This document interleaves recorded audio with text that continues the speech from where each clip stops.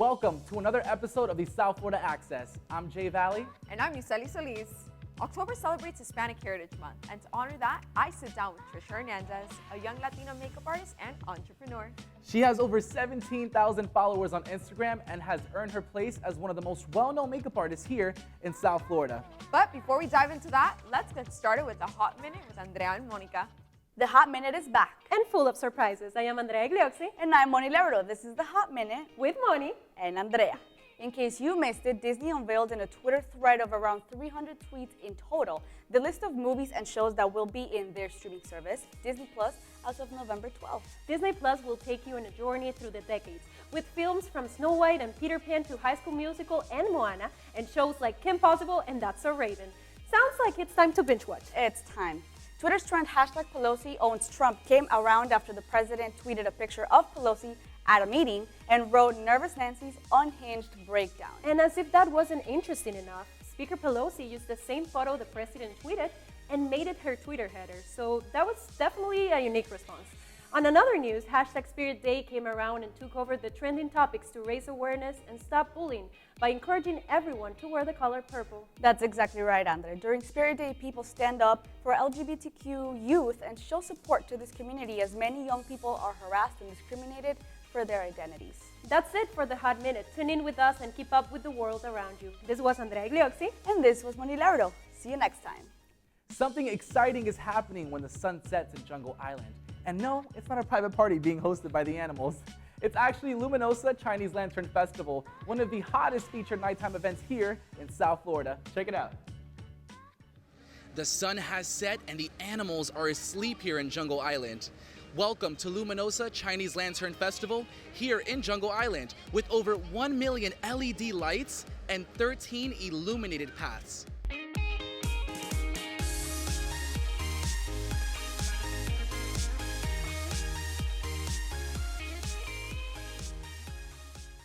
So to be honest, the best part, besides the lights, everyone loves the lights, it's just the atmosphere here at Jungle Island. You can hear the music in the background, there's drinks, there's food, people just come, hang out, have a good time, see the jungle like you've never seen it before. You go up, see the view of Biscayne Bay, come out, see the lights, it's just a really awesome atmosphere.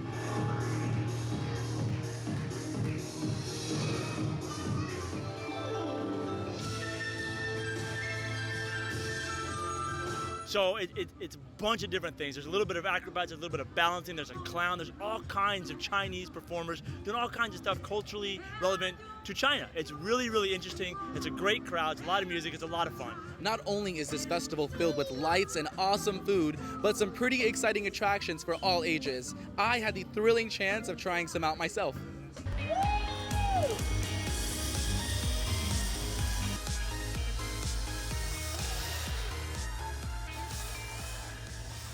Experience the bright lights, tasty food, and thrilling attractions at Luminosa's Chinese Lantern Festival here in Miami. Now, for more information, visit jungleisland.com. This festival is happening until January 2020.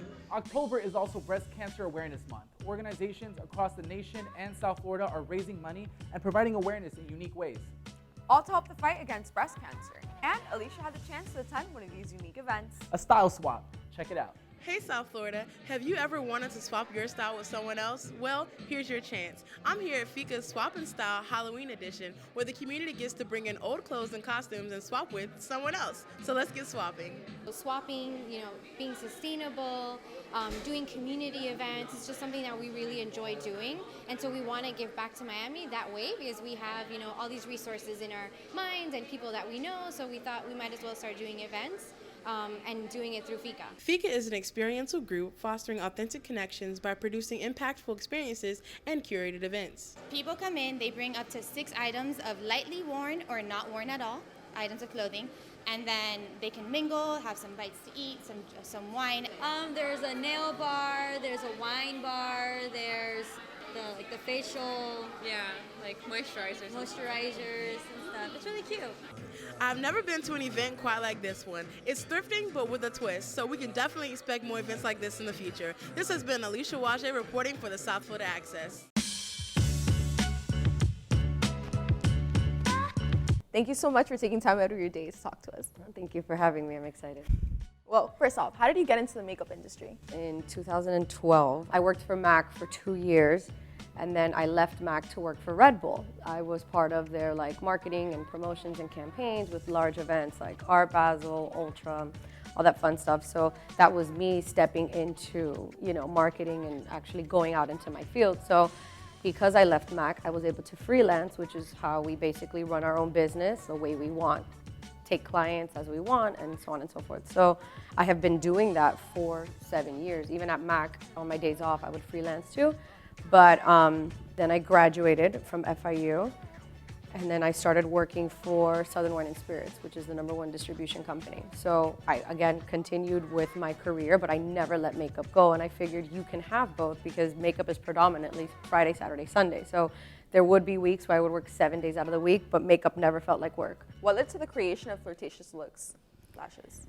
So as an artist, obviously that is what inspired me, and it continues to inspire me when I come out with new designs and new lashes. But being an artist, what I was using was extremely cheap, and it wasn't until I found Lily Lashes, and she's honestly goals for me and exactly what I'd like to be, but her lashes are $30 a pair. So I thought, okay, $30 for one pair of lashes, what could you possibly charge as an artist? That's just ridiculous. So Google is your best friend, and in 2017, I was just Googling, looking for different suppliers, manufacturers, and designing. What was one of the hardest obstacles you faced owning your own business, being an entrepreneur? My biggest adjustment, it's been 6 months now that I work for only myself. Again, since I was 17 or 19, I've had 2 jobs my entire life. I would work every single day if I needed to. If I was lucky enough to work Friday, Saturday, and Sunday, best believe I'd get up and I'd go do that.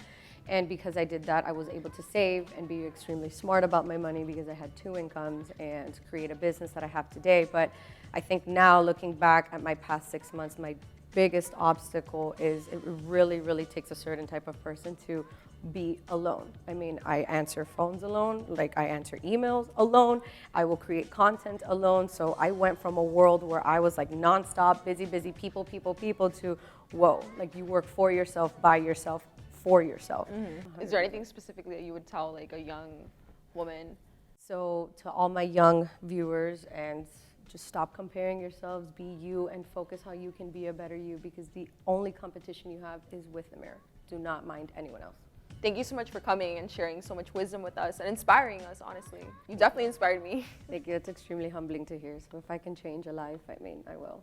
That's a wrap. Thank you for watching. Be sure to follow us on social media. See you all next time on episode 3 of the South Florida Access.